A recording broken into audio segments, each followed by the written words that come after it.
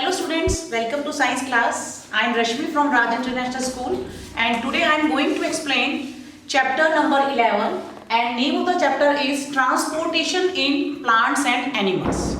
So in this chapter we will discuss about the blood, heart and the transportation in plants also.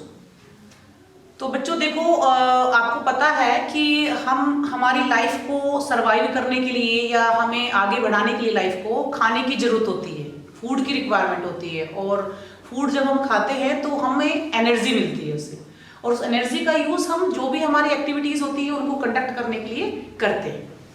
तो basically हम ये कह सकते हैं कि फूड की रिक्वायरमेंट मीन्स फूड हम खाते हैं और उसके बाद उस फूड का जब डाइजेशन होता है तो कुछ वेस्ट चीज़ें भी बनती हैं। तो पर्टिकुलर एक सिस्टम है जो हमारी बॉडी में काम कर रहा है, जो भी यूजफुल चीज़ें हैं, यूजफुल चीज़ों को उस सिस्टम तक, उस मैकेनिज्म तक पहुंचाने के लिए, सेल्स तक पहुंचाने के लिए और जो हमारे वेस्ट प्रोडक्ट हैं उनको भी टाइमली बॉडी से रिमूव करने की आवश्यकता होती है। तो हम ये कह सकते हैं कि हार्ट और जो ब्लड है, ठीक है, वो दोनों मिलकर कंबाइनली हमारा सर्कुलेटरी सिस्टम बनाते हैं। Circulatory system means circulation proper. अब किसी भी चीज को अगर हमें पहुंचाना है कहीं पर, मान लो अगर आप खाना खा रहे हैं, ठीक है, और उस खाने का डाइजेशन हो रहा है और डाइजेशन के बाद क्या होता है, बेसिकली लास्ट में स्मॉल इंटेस्टाइन में जो ब्लड वेसल्स हैं वो उस डाइजेस्टेड फूड को उसको एब्जॉर्ब कर लेती हैं और वो उसके बाद वो ब्लड जो है, ब्लड वेसल्स जो हैं वहाँ पर उसको बॉडी के डिफरेंट पार्ट्स तक पहुँचाने का काम करते हैं। तो इस मैनर में, इस तरह से हम ये कह सकते हैं कि सेल्स तक वो चीज़ें जाएंगी और वहाँ पे फिर रेस्पिरेशन होगा, वो जो हम चैप्टर 10 में पढ़ चुके हैं। रेस्पिरेशन होने से क्या होगा, रेस्पिरेशन प्रोसेस क्या होता है, break down of food in the presence of oxygen. तो वहाँ पे खाने का ब्रेक डाउन होगा, एनर्जी रिलीज होगी और साथ में क्या होता है, CO2 बनती है। अब वो जो CO2 बनी तो उस CO2 को, क्योंकि वो वेस्ट है, कार्बन डाइऑक्साइड हमारे लिए बेकार है, उसको क्या करते हैं हमारे लंग्स में वो ब्लड वेसल्स ही उसको वहां पे पहुंचाने का काम करती हैं। ब्लड के थ्रू ही पहुंचता है वो भी, CO2 भी, और उसको हम एक्सहेल कर देते हैं। तो हम इनहेल क्या करते हैं, ऑक्सीजन करते हैं इनहेल, और वो ब्लड में से ही होकर, ब्लड एक माध्यम का काम करता है, एक मीडियम का काम करता है, और ब्लड में से होकर वो चीजें सेल्स तक जाती हैं, ऑक्सीजन जाएगी और फिर CO2 जो होती है वो CO2 अगेन ब्लड से होकर ही वापस उसको हम एक्सहेल कर देते हैं। तो इस तरीके से हमारा जो एक सर्कुलेटरी सिस्टम जो है वो वर्क करता है, सर्कुलेशन। क्लियर? तो सबसे इंपॉर्टेंट चीजें जो है हमारी, अब स्टार्ट करेंगे हम ब्लड के बारे में। ब्लड जो होता है एक लिक्विड है, लिक्विड फ्लूइड है, ठीक है। लिक्विड फ्लूइड क्यों कह रहे हैं, फ्लूइड किसको बोलते हैं, जो फ्लो कर सकता है ना। और ब्लड में जो लिक्विड पार्ट है उसको हम बोलते हैं प्लाज्मा। जो फ्लूइड पार्ट होता है या जो इसका जो लिक्विड वो है, ब्लड एक लिक्विड फ्लूइड है और जो फ्लूइड पार्ट को हम प्लाज्मा कहते हैं। और ब्लड 3 तरह की सेल्स से बना होता है, RBC, WBC and the platelets. तो RBC red blood corpuscles, WBC white blood corpuscles and the platelets. अब इनके फंक्शंस क्या हैं, देखिए बेटा। RBC जो होती हैं, RBC में हीमोग्लोबिन होता है और जो ब्लड का कलर रेड होता है वो हीमोग्लोबिन की वजह से ही होता है। हीमोग्लोबिन ऑक्सीजन को ट्रांसपोर्ट करने का, है ना, हीमोग्लोबिन क्या करता है, ऑक्सीजन को बॉडी के डिफरेंट पार्ट्स तक पहुंचाने का काम करता है, इसका फंक्शन है ये, ठीक है। तो हीमोग्लोबिन का लेवल कम हो जाता है तो ऑक्सीजन को प्रॉपर बॉडी के डिफरेंट पार्ट्स तक पहुंच नहीं पाती है, तो वहां पे फिर ऑर्गन्स फंक्शनिंग प्रॉपर नहीं हो पाती है, ठीक है। सेकंड हमारी आता है WBC व्हाइट ब्लड कॉर्पस्कल्स।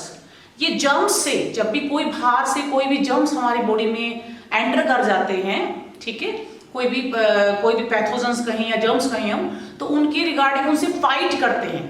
तो जर्म्स से फाइट करते हैं उसके, और फाइट करने में अगर WBC ज्यादा है हमारी, है ना, और अगर हम जीत जाते हैं, WBC ज्यादा है, तो हम बीमार नहीं होते हैं, WBC की संख्या कम होती है, या फिर वो जर्म्स जो है वो ज्यादा अटैक कर जाते हैं, इतना हमारा स्ट्रॉन्गली WBC वर्क नहीं कर पा रही है, तो बेसिकली फिर हम उस समय बीमार हो जाते हैं। तो WBC का क्या फंक्शन है कि जर्म्स से फाइट करने में हेल्प करते हैं। Third one is the platelets. Platelets का क्या फंक्शन है, देखिए प्लेटलेट्स जो होती हैं वो ब्लड क्लॉटिंग में हेल्प करते हैं। अब ब्लड क्लॉटिंग क्या है? खून का जम जाना, थक्का जम जाना। जैसे जब आपको कभी चोट लगती है तो उस समय ब्लीडिंग स्टार्ट हो जाती है ना, ब्लड फ्लो करना शुरू कर देता है। और कुछ टाइम बाद ही अगर आपकी चोट, छोटी मोटी चोट लगी हुई है, तो उस समय आप देखेंगे कि कुछ टाइम बाद ही ब्लड जो है वो रुक भी जाता है। तो वहां पे क्या हुआ, यानी कि ब्लड के अंदर कुछ ऐसे एंजाइम्स होते हैं, कुछ चीजें जो कि उसको एक जाल बना देते हैं, वहां पे उसको जमा देते हैं, उसको क्लॉटिंग कर देते हैं ब्लड की। ठीक है, तो ब्लड क्लॉटिंग में प्लेटलेट्स का रोल है, इंपॉर्टेंट रोल्स है। नेक्स्ट हमारा आता है कि अब ये ब्लड के पार्ट्स हमने समझ लिए है ना, कि ब्लड किस किस चीज से बना हुआ है और पूरी बॉडी के अंदर ब्लड क्या कर रहा है, फ्लो कर रहा है। अब कुछ भी चीजें हैं, यूजफुल चीजें हों चाहे वेस्ट चीजें हों, वो ब्लड में से होकर ही बॉडी में सारे सब कहीं मूव करती रहती हैं। ठीक है ना, तो यूजफुल सब्सटेंस भी as well as the waste product also. Blood जो फ्लो करता है, तो ब्लड किस में फ्लो करेगा, मीन्स जो ट्यूब लाइक स्ट्रक्चर्स हैं उनको हम बोलते हैं वेसल्स। तो ब्लड वेसल्स जो हैं वो 2 टाइप्स की होती हैं। एक हमारी होती है आर्टरीज, सेकंड वन होती है वेन्स। तो हम ये कह सकते हैं आर्टरीज एंड वेन्स। जो आर्टरीज होती हैं वो थिक वॉल होती है उनकी, हाई प्रेशर होता है ब्लड का, जो फ्लो मतलब हाई प्रेशर होता है वहां पे। और इसके अंदर, आर्टरीज के अंदर ऑक्सीजनेटेड ब्लड, यानी कि जिसको हम प्योर ब्लड भी कहते हैं, ऐसा ब्लड जो ऑक्सीजन रिच ब्लड है। ठीक है, तो ऑक्सीजन रिच ब्लड फ्लो करता है।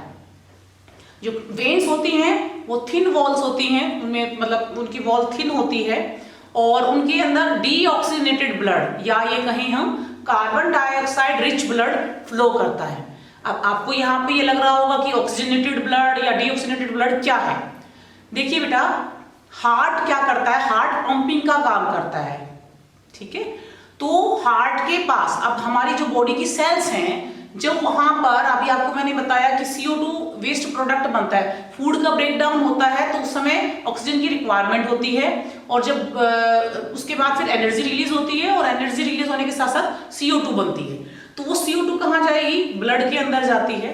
तो जो वेन्स हैं, पूरी बॉडी के अंदर वेन्स भी हैं, हमारी आर्टरीज भी हैं। आर्टरीज के अंदर हमेशा मतलब आर्टरीज के अंदर हमारा जो है ऑक्सीजन रिच ब्लड, जिसमें कि ऑक्सीजन भरपूर मात्रा में, जो शुद्ध, जो उसको हम ब्लड कहें, प्योर ब्लड कहें, वो फ्लो करता है। और वेन्स के अंदर इम्प्योर ब्लड हम कह सकते हैं, या डीऑक्सीजनेटेड ब्लड, या फिर carbon dioxide rich blood flow करता है। क्लियर। यहाँ पे एक चीज और है कि हम पल्स के बारे में समझना चाह रहे हैं। पल्स क्या होता है, देखिए जब आर्टरीज के अंदर ब्लड फ्लो करता है तो उसपे एक पल्स बोलते हैं उसको, मीन्स कि उस पल्स को चेक करने के लिए या पल्स रेट को चेक करने के लिए हम अपना जो लेफ्ट हैंड में जो हमारे यहाँ पर आप राइट हैंड की जो मिडिल और आपकी इंडेक्स फिंगर है, इन दोनों से यहाँ पे जब टच करेंगे इसको रिस्ट पर, तो आपको एक थ्रॉबिंग साउंड सुनाई देगी, थ्रॉबिंग मूवमेंट सुनाई देगा, एक फील होगा आपको। इस थ्रॉबिंग मूवमेंट को ही हम क्या बोलते हैं, पल्स बोलते हैं। और 1 मिनट के अंदर जितनी बार वो हो रहा है, उसमें उसको हम काउंट कर सकते हैं कि number of beats per minute, 1 minute के अंदर कितनी बार बीट हो रही है, कितनी बार आपको जो थ्रॉबिंग मूवमेंट है वो आप महसूस कर पा रहे हैं, वो क्या होती है, पल्स रेट होती है। ठीक है, तो एक नॉर्मल पर्सन के अंदर, एक नॉर्मली हम वर्क कर रहे हैं तो उस समय 72 से यानी 72 to 80, 72 से 80 बार, 1 मिनट में 72 से 80 बार होती हैं बीट्स। ठीक है, तो this is about the blood vessels and the pulse rate. तो क्योंकि ये पढ़ना बहुत इंपॉर्टेंट है, क्योंकि ट्रांसपोर्टेशन हो रहा है यहाँ पर, तो ट्रांसपोर्टेशन किसी भी चीज का हो तो ट्रांसपोर्टेशन में क्या मीडियम है, किसमें से कौन सा मीडियम जो है एक इंपॉर्टेंट रोल प्ले कर रहा है, तो उसको समझना जरूरी। Now the symmetric diagram of circulation. Symmetric diagram means, जैसे कि हम इसको समझना चाहेंगे डायग्राम के थ्रू कि किस तरह से डीऑक्सीजनेटेड ब्लड या ऑक्सीजनेटेड ब्लड फ्लो करता है और हार्ट कैसे काम, हार्ट की क्या फंक्शनिंग है। देखिए ये लंग्स है हमारे, 2 लंग्स होते हैं हमारी बॉडी में, है ना, ये हार्ट और दिस वन इज आर्टरी और दिस वन इज वेन। ये मैंने यहाँ पे लिखा है पल्मोनरी वेन और ये लिखा है मैंने पल्मोनरी आर्टरी। अब देखो बेटा क्या होता है बेसिकली, और साथ में आप ये यहाँ पे एक आपको दिख रहा होगा वेब सा ना, जाल सा, पतली पतली। आर्टरीज जो होती हैं बेसिकली वो जब टिश्यू में पहुंचती हैं तो वहां पर ये थिन ट्यूब में डिवाइड हो जाती हैं, और उन थिन ट्यूब को, वो इतनी पतली ट्यूब्स होती हैं हमारे हेयर्स जितने आप मान सकते हो उससे पतली, और उनको हम कैपिलरीज बोलते हैं, ठीक है। और ये कैपिलरीज फिर मिलकर क्या बनाती है, वेन्स में ये सारी के सारी यानी कि जो आर्टरी है वो टिश्यूज में पहुंचकर क्या करती है, ये डिवाइड हो जाती है कैपिलरीज में, और कैपिलरीज मिलकर क्या बनाती है, वेन, और ये वेन जो है जो ब्लड के फ्लो को हार्ट तक पहुंचाती है। तो यानी कि अब आप यहां से, अगर मैं हार्ट से स्टार्ट करती हूँ तो देखिएगा बेसिकली आप यूँ समझिए कि हार्ट तक ये जो वेन्स हैं ये क्या करती हैं कि जो सेल्स पे या कहीं टिश्यू में सेल्स में जो डीऑक्सीजनेटेड ब्लड जो है ना, CO2 रिच ब्लड जो है, तो CO2 रिच ब्लड यहाँ से पहुंचाएंगी, वेन कहाँ पहुंचा रही है, हार्ट तक पहुंचा रही है, ठीक है। हार्ट फिर क्या करता है, उस ब्लड को, उस डीऑक्सीजनेटेड ब्लड को, वो डीऑक्सीजनेटेड ब्लड कहाँ जाएगा, पल्मोनरी आर्टरी के थ्रू, पल्मोनरी आर्टरी के थ्रू कहाँ जाएगा, लंग्स तक जाएगा। अब देखो बेटा यहाँ पे एक चीज आपको समझना बहुत जरूरी है कि सिर्फ पल्मोनरी आर्टरी और पल्मोनरी वेन, देखो पल्मोनरी आर्टरी ही ओनली एक आर्टरी ऐसी होती है जिसके अंदर डीऑक्सीजनेटेड ब्लड फ्लो करता है। आपको ये लग रहा होगा अजीब सा कि आर्टरी का, तो मैंने आपको कहा था कि आर्टरी के अंदर जो ऑक्सीजन रिच ब्लड है यानी कि प्योर ब्लड फ्लो करता है, लेकिन यहाँ तो मैं आपको कह रही हूँ कि पल्मोनरी आर्टरी में जो ब्लड होता है वो डीऑक्सीजनेटेड ब्लड है, और वो कहाँ जा रहा है, लंग्स तक जा रहा है, ठीक है। तो पल्मोनरी आर्टरी सिर्फ ओनली यही एक आर्टरी है जिसमें डीऑक्सीजनेटेड ब्लड फ्लो करता है, यानी कि वेन्स ने जिस ब्लड को कैरी किया कहाँ से, कैपिलरीज से होकर, और ये वेन्स तक पहुंचा डीऑक्सीजनेटेड ब्लड, और वो वेन्स कहाँ पहुंचा रही है, हार्ट तक। हार्ट क्या कर रहा है, इस आर्टरी, पल्मोनरी आर्टरी के थ्रू वो कहाँ जा रहा है, डीऑक्सीजनेटेड ब्लड लंग्स तक जा रहा है। अब लंग्स क्या करेंगे, उस ब्लड के अंदर जो इम्प्योर ब्लड है, उस ब्लड में कार्बन डाइऑक्साइड है,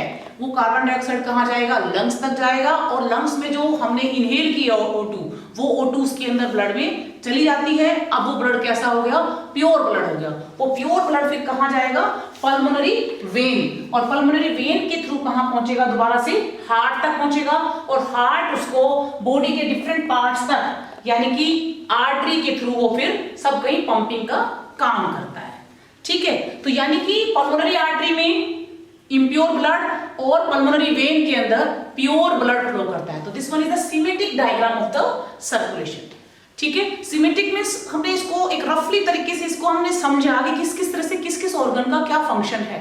दोबारा से मैं आपको एक्सप्लेन कर देती हूँ कि यहाँ पर हार्ट जो है, ठीक है, आर्टरी जो होती है वो टिश्यू में जाकर, यहां से स्टार्ट कर रही हूं मैं, टिश्यू में जाकर वो डिवाइड हो जाती है फर्दर कैपिलरीज में, ठीक है।